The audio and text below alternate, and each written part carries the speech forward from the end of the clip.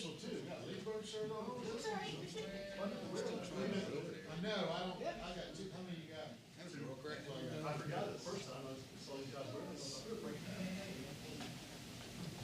Hey, Mike. Where'd you get your? Did you get your sticks down there? Dan has them. Cam asked me if I wanted them. No, that's why I just had. She asked me every year. I just had two shirts. And I mean, no, I have to work. Yeah, I've seen it a couple of years. Hey, Jay. I try to wear them. I don't want. Yeah, I just don't. I try to put on loose sports coat. I keep trying. That's my official. Like Al does. Huh? That's about it. Yeah, just keep wearing. This shirt, I love it. Now it's just like this. No. I've got a gray one and a green one.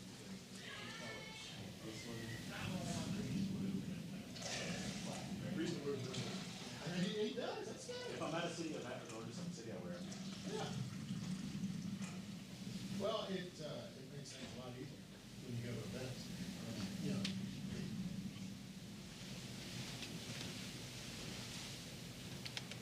That was a good day. I enjoyed Dutch Shields. It was good. That was nice. And I got to go to dinner. It was really a long week before those events. This typical meeting. That was a good one. It's been a long time since but I think we just hung out more. But they're all different. Yeah. I've done the Robux. I'm just going to back Wood area. Yeah, I've done the house. I've done the boat club. I didn't put the word out.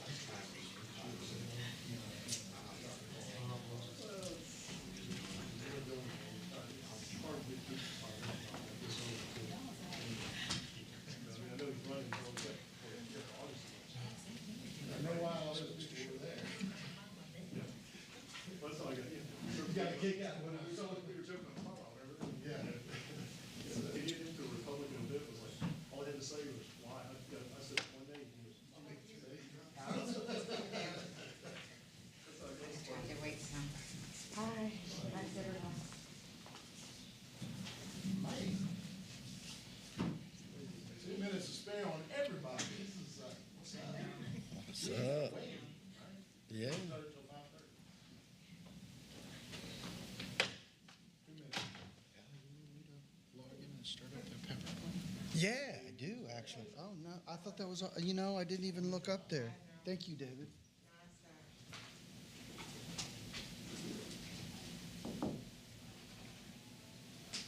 Randy's not here, is she? She's on.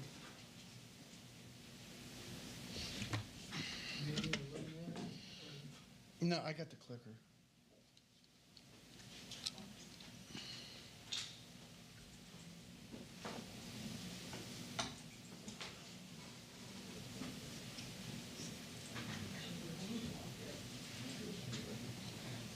Hey, Dave, hit this button here.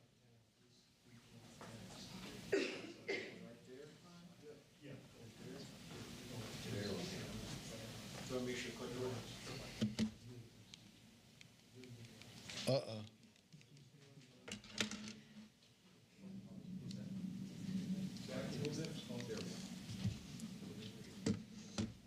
Got it. And 30 seconds to spare.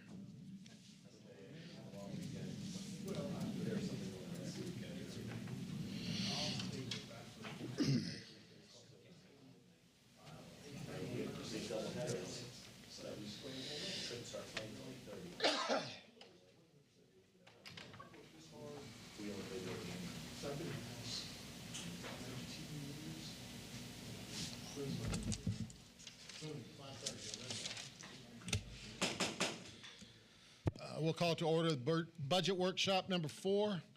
This is Monday, July the 15th, 2024. The time is 5:30. Would you please rise for the invocation and pledge?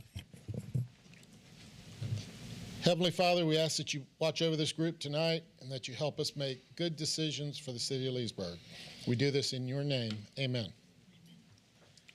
Pledge allegiance to the flag of the United States of America and to the republic for which it stands, one nation, under God, indivisible, and liberty and justice for all.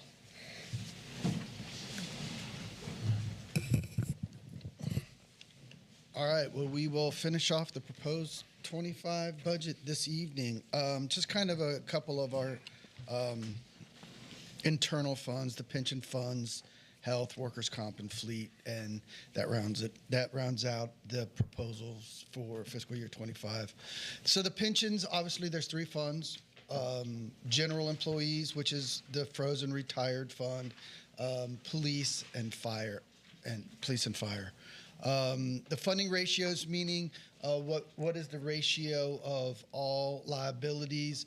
Kind of the mark that you want to have your fund sitting at is 80% or above. So all our funds are actually in pretty good actuarial shape. The police fund sitting at 85, the fire at 83, and the general employees fund sitting at 94. On the pension, on the police pension revenues, remember there's three ways that these funds are funded. It's by the insurance premium tax or the state. So actually, when you pay your tax on your cell phone, there's a premium tax on there that goes to fund all police pension funds. The employees, I believe, contribute 5% of their earnings, which we negotiate in the CBA, and then the city kicks in the rest. The city does kick in the lion's share of those funds. Of course, the fourth item is the interest earnings on the fund itself. So with that, everything gets thrown in the hopper. We have the actuarial reports. Hang on, dude. Excuse me, Al, could you go back? Miscellaneous interest on the 23-24 at 1.1. Yes. And then in 24-25, why are It's why- based on market. so we're projecting our return is going to be a lot worse this year? That's the projection. I wouldn't. But why? Would you? So, Am I based on the missing? actuarial report. combination of your market fluctuations and their investments, so it's not exactly just interest, it's the market value of the investments. And Gotcha. they go up and down each year. Some years they show a loss, and some years they show a profit. So you're guessing would say that's- conservatively, in other I would words. say I mean, yes. it's a more conservative Yes. guess. And I wouldn't say that number, even it's $100,000. It's not a huge variation there. We've had better years, and we've Yeah. had significantly worse years. We budgeted our interest to go down across the board just because Just, okay, all right. the Fed's probably going to drop rates. All right. And the employees' contribution? I didn't hear you The say. employees' contribution Okay. is 5% of their salary. Okay. Gotcha. And this is provided by the state. This is interest earnings. This is negotiated through the CBAs, and then the city kicks in the rest. So just as a sit from the employer, us, our contributions have kind of steadily risen. The primary reason for that is just the increase in salaries, and then you'll see the increase in officers, so that will continue to go up. There have been a couple of significant pension changes in the police pension fund, and I can't tell you what they are off the top of my head. One of them is the factor. I think we increased a couple years ago to match other police departments. So, that's where that is right now. I would say overall, probably just about average as far as a comparative police pension to other municipal corporations as far as benefit plans. Fire is kind of similar. Again, the same thing, the insurance from the state. So that's you pay a tax on your home insurance. That gets collected by the state and then issued back to us. Interest earnings, employee contributions, and then the employer contributions. And kind of a little bit more, not quite as a increase as far as contribution growth goes. The general employees pension fund obviously is retired. So we are contributing more into this fund than required, out of a hope to get that kind of closed down. And if we do lose some earnings in there, it goes down. So we continue to put in there more than a little bit more than what's required. We looked at stopping this to help out the general fund a little bit, but really of the money that we put in there, the $1 million, only about 200,000 of that comes out of the general fund. So remember, that's the even though, so don't be the general employees, meaning everything that's not fire and police. So that's water, sewer, gas, general fund employees, everybody, anyone who had worked for the city prior to when we closed that October 1, 2009, 2008. something like 2008 or so. That plan is closed. That plan is actually, doing pretty well. As far as we're starting to see now its benefit from being closed.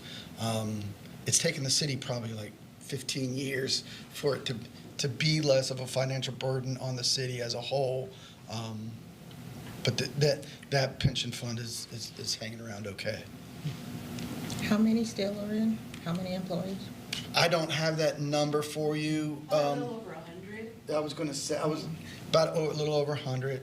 And how many employees are still working for us who are vested in that?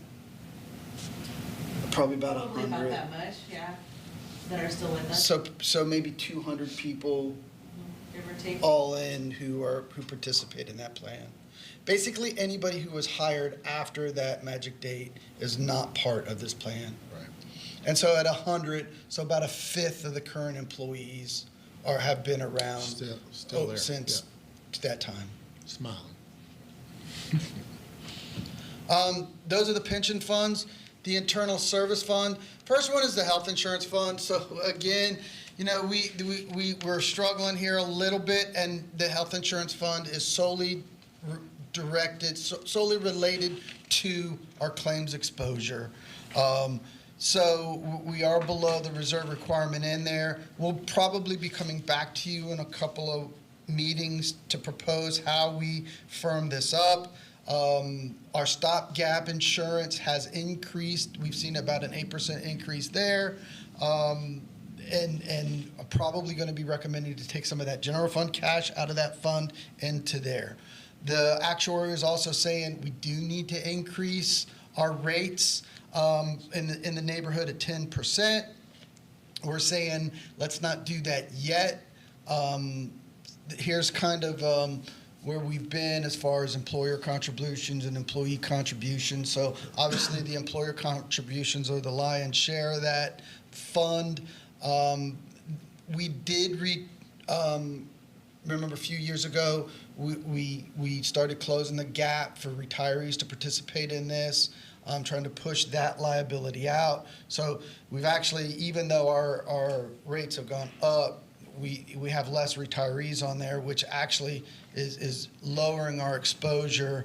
But I'll go back to those other charts I skipped over. But this just kind of shows you our claims. So if you remember last year, we kind of need to hang out around $500,000 in claims payments a year, and so we are a month. Thank you, Jim. It's half a million a month. When this year we were hanging out kind of in that area with the blip in the fall, and here recently we're starting to go up. Last year you saw the big jump, kind of the same time period. I don't think those jumps have anything to do with each other than coincidence, but we've just significant claims that are typically over $1 million. So now let me run back here. So we increased. So when we say increase, back in, so we have 4 tiers of plans: employee only, employee spouse, employee child, employee spouse. So these are the amounts, and I think that there's another slide in there that shows how we split it up. But essentially, so these are our rates. The employees pay $65 of the amount. and then that modifies it. And the city's picking up most of that cost to an employee. We established these rates. So, for example, if we were going to increase our rate to say 10%, it would if you're an employee in this fund, it would be that. Let me go back to this one. I feel a little more comfortable.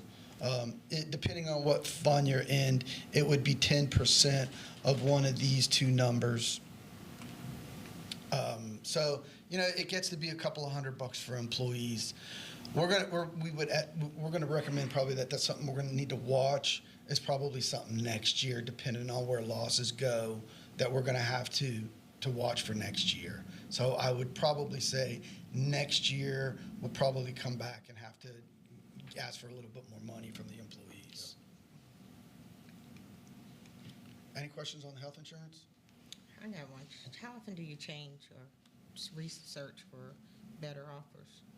So we're self-insured, and so what we do is instead of go out in the market, long answer.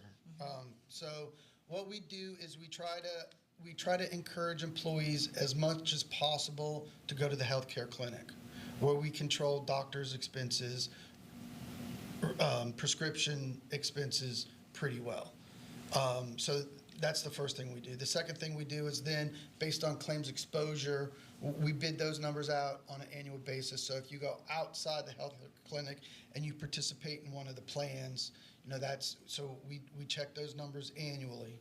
And then we address what we charge ourselves based on that loss exposure. So we look at those on an annual basis. For the last couple of years, we've kind of been kicking the can down the road. I think us absorbing that cost is another one that gets overlooked a lot sometimes from an employee level. And when you start hitting employees with 5-10% increases in the healthcare, especially on their family plan, that's really what starts cutting into everybody's COLA. So that's why we're hesitant to say increase. We'll see where our losses go this year. We'll continue to watch that, and then we'll report to you along the way. And what is the percentage of employees that utilize the clinic? I mean, on average. Do you know that number? We're about 70%, give or take, so there's a good window there too for, like, if they need to do walk-ins, but the utilization has been pretty good Okay. at the wellness center. They got a good doctor, too. Any other questions there? Okay. The next one is work comp. So work comp, we had some problems in the past couple of years. Remember when we were having problems with work comp, we shifted over healthcare money to kind of stabilize that, and we stabilized-ish. So this is just where this fund now is not in a position to be able to cover the healthcare like it was in the past, and that's of all the funds, the general fund is the one to go to try to stabilize it. So nothing really significant to talk to you about here.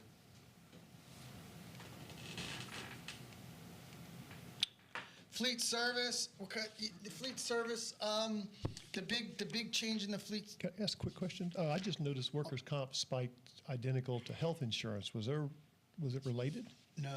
Okay, but you can see I was just curious. Okay. Although maybe we have to start watching. No is the answer. But it seems like in that April, May, spring timeframe, we get those claims. But no identifiable connection. Fleet service, we've talked about this a little bit. The reduction in cash is the primary reason, the driver, to go back to the 100%.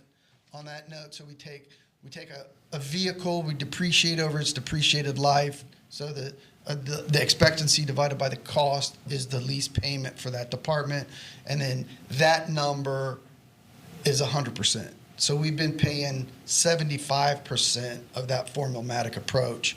The fleet this kind of shows you some of the fleet looks at, this slide is showing you, we value our cars on a scale every year, and when you hit a 39, that's the point to where we say, okay, that car needs to be changed out, or vehicle needs to be changed out, and then we'll examine that a little bit closer. So this chart does show that we have a little bit of an aging fleet. But I think some of the issues here are it's approaching an aging fleet are an abundance of vehicles, and also one of the things we've been slower to change out cars as well too, because those expenses have increased. Hence the reason for kind of just trying to keep everything moving along, increase the fleet lease, which hopefully puts some more cash back in, which allows us in out years to be maybe a little more aggressive with changing out cars. So those are kind of just basic numbers, but the numbers kind of where we're headed. So this would be the purchase list here, 8, as you see, the 8 police vehicles. The water generator, by the way, this will be off the list. Because that ended up being an emergency expenditure, which will be on your desk in the next couple of meetings. Any questions on fleet?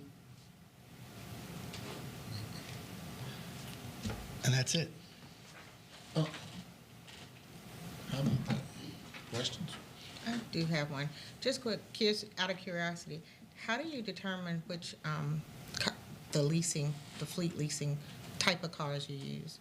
Like, do you do like someone gives an overall best price, or Yes. what's the going? So we do an examination of the vehicle, right, on an annual basis. The fleet department reviews that, and they rate the vehicle, based on its uses, its mileage, those type of things. That's where we get that rating number. So it gets a rating of 1 to whenever. 1 is the best, 100 is horrible. 39 is where we say the car needs to be, or the vehicle needs to be changed out. Typically, we get a little bit higher than that before we'll start changing stuff out. Then as far as what we do for purchasing, we'll go out on state contract, depending on what type of vehicle it is. So it's going to vary a little bit. So we'll use state contract, or we'll spec out and do a bid on different cars. Police interceptors are more like, there's a more state contract, so we'll find the best state contract price and do something like that. A fire truck is going to be more of a bid. Yeah. We had some kind of problem with the process of fleet. When something was due, earlier meeting. I think anybody else I remember? think Or the is that problem so long ago. No, I think the problem that you're describing is when and when not to change out. There is internally arguments over the ambiguity of what a 39 is, and we should or we shouldn't change it out. I thought it was like some kind of timing thing, that when we could submit requests for fleet, we had to change the. Never mind. It has nothing to do with nothing. Then. Okay, that's not ringing a bell. No, And I'm looking back here at Jim and Cliff. Yeah. I just didn't know if this. I think that the internal issue that we have is departments wanting to change out their vehicles sooner than management says, let's change it out. All right. Sounds like my kids.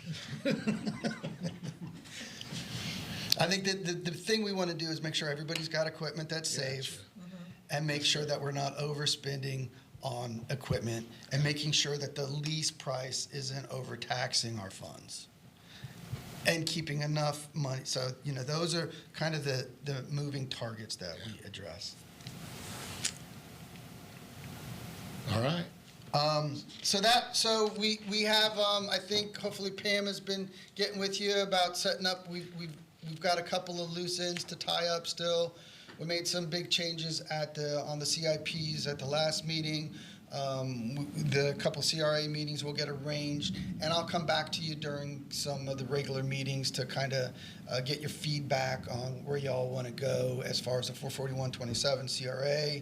I know we shifted some money over for Susan Street in there, but there's still some other monies to spend. So as we get some spaces on the regular meetings, we'll slip some budget reports in there, and definitely have a conversation in your regular capacity on the 44127 CRA. And the only variance on why we would meet at the regular meeting for the 44127 CRA is you all are the agency without other members, like with the Carver and downtown. Any other questions for Al? No questions for Al? Motion to adjourn. Motion to adjourn. Second? Thank you. Thanks.